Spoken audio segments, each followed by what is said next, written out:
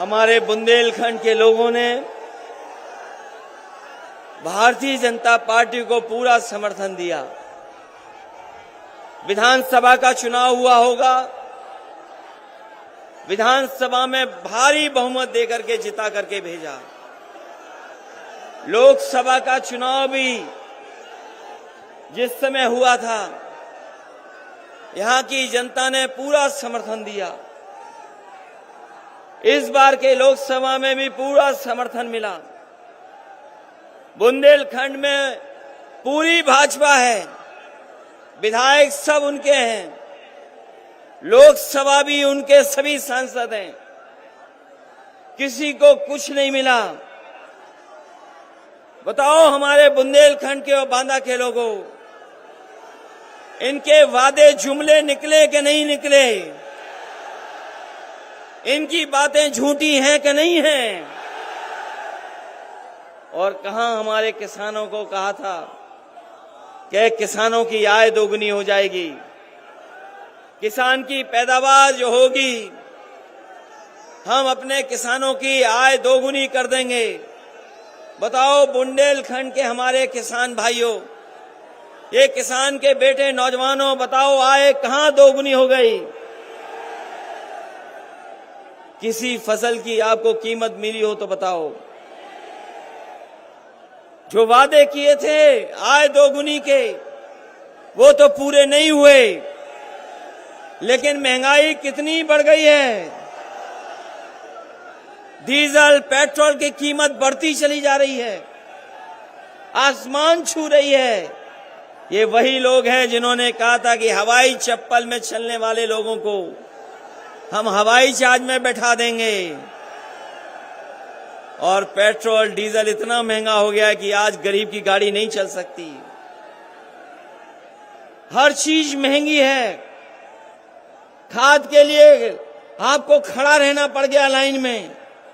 बताओ हमारे किसान भाइयों, किसको खाद मिल रही है? खाद नहीं किसान को, डीएपी नहीं, कोई इंतजाम सरकार ने नहीं किया। और सरकार ने अन्ना जानवरों के लिए भी कुछ नहीं किया। अन्ना जानवरों को भी खुजा छोड़ दिया। मेहनत करके अगर किसान अपनी फसल भी तैयार कर ले, लेकिन उसे रातों रात जग कर करके अन्ना पशुओं से अपनी खेती बचानी पड़ रही है। जहां खेती बचानी पड़ रही, वहीं सड़कों पर भी बुल घूम रहे हैं, बुल। उन बुलों को भी हटाने का कोई इंतजाम सरकार नहीं कर पाई। वो दिन याद करो हमारे बुंदेलखंड के लोगों, जिस समय लॉकडाउन हुआ था, जिस समय कोरोना की महामारी में घरों में कैद कर दिया था। हमारे आपके बीच के भाई जो दूसरी जगह नौकरी कर रहे थे, रोजगार कर रहे थे, कितना मजबूरी में लौट करके आए। जिस समय सरकार को मदद करनी चाहिए थी, उस समय सरकार ने मदद नहीं की। हमारे मजदूर भाइयों को अनाज छोड़ दिया, उनको अपने हाल पे छोड़ दिया। कैसे लोग चल करके आए, पैदल पैदल, भूखे प्यासे चलते चले गए। यही पुलिस के लोगों ने वसूला, तब जाकर के ट्रक में बैठने दिया। हमारे मजदूरों को ऐसे ही सीमा पर रोक लिया, लाठी खाई, अपमानित हुआ और जान चली गई बहुत लोगों की। न जाने कितने लोगों की जान गई। हमारे मजदूर जो चल करके आए थे, जो हमारे देश की अर्थव्यवस्था को मजबूत करते हैं, उन मजदूरों की कोई मदद नहीं की। जो चल करके आए, कुछ लोगों की जान चली गई, सरकार ने कोई मदद नहीं की। अगर किसी ने मदद की थी तो समाजवादी सरकार आगे आई और उन मजदूरों के परिवारों को 1-1 लाख मदद करने का काम किया। आज जो किसान आत्महत्या कर रहा है, कोई मदद सरकार नहीं कर रही। हम समाजवादी लोग, हम गरीब का दुख समझते हैं, परेशानी समझते हैं। हम सब परिवार वाले लोग हैं। इसलिए जानते हैं अगर किसी मजदूर की जान चली गई तो मजदूर के परिवार का हाल क्या होगा।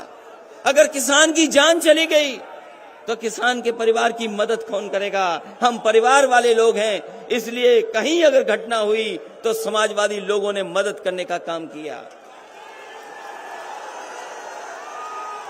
परिवार वाले ही परिवार वालों का दुख दर्द समझ सकते हैं।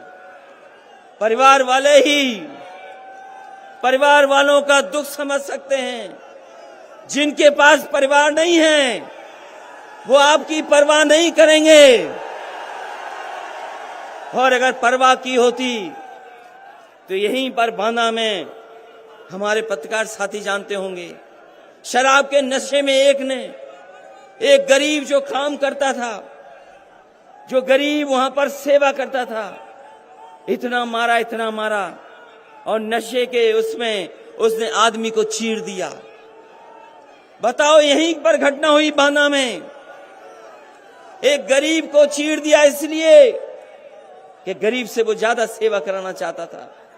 कोई मदद नहीं की सरकार ने। ये हमारे बिशम्बर निषाद जी बैठे हैं, पार्टी के और नेता बैठे हैं।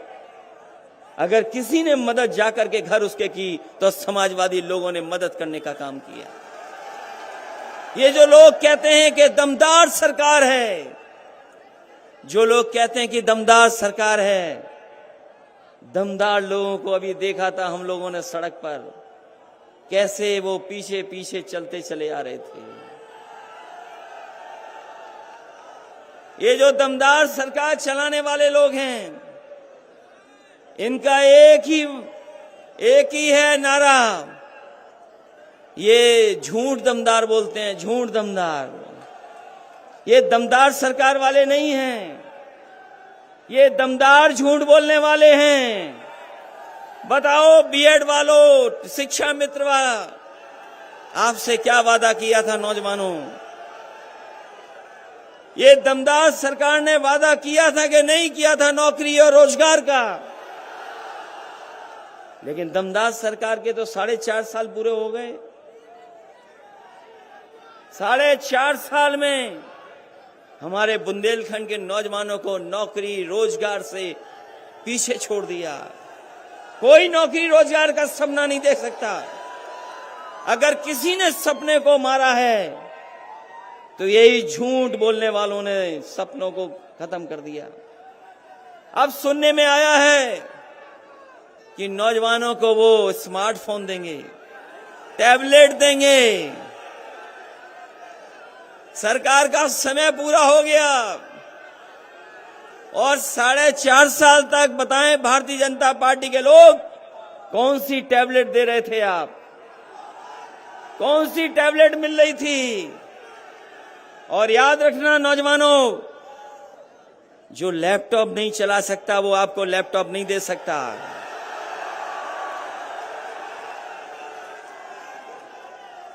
हमारे साथियों बताओ, क्या बाबा मुख्यमंत्री लैपटॉप चला सकते हैं?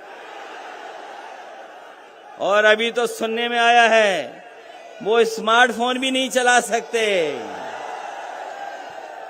और अगर स्मार्टफोन और लैपटॉप चला सकते होते तो हमारे नौजवानों के हाथ में अभी तक सरकार ने दे दी होती यार। इसलिए कहना चाहते हैं आपसे कि आपको योगी सरकार चाहिए क्या योगी सरकार चाहिए? योगी सरकार चाहिए क्या योगी सरकार चाहिए? इन्होंने उत्तर प्रदेश को पीछे कर दिया। उत्तर प्रदेश के हालात जो पैदा किए हैं, आज जो नफरत फैलाई है, ये जो बर्बादी हुई है, इतनी लूट कभी नहीं हुई होगी। इनका विकास तो हम लोगों ने तस्वीरों में देखा है, इनका विकास तस्वीरों में पकड़ा गया, इनके विज्ञापनों में पकड़ा गया। अभी कुछ दिन पहले याद होगा, एक विज्ञापन निकाला तो कलकत्ता का जो फ्लाईओवर है वो विज्ञापन में ले आए कि वो भाजपाइयों ने बनाया है। उसके बाद कारखाने, आपके यहां तो नहीं लगे कारखाने, कोई कारखाना लगा हो तो बताओ हमें। कोई कारखाना नहीं लगा। अमेरिका की तस्वीर चुरा के ला गए, बोले कि ये कारखाने लगे हैं। अभी आए थे यहां भाजपाई लोग, बांध की तस्वीर दिखा रहे थे। वो बुंदेलखंड का बांध नहीं था, वो कहीं और का बांध था जिसकी तस्वीर दिखा रहे थे। ये विज्ञापन में भी झूठ दिखाते हैं, विज्ञापन में भी।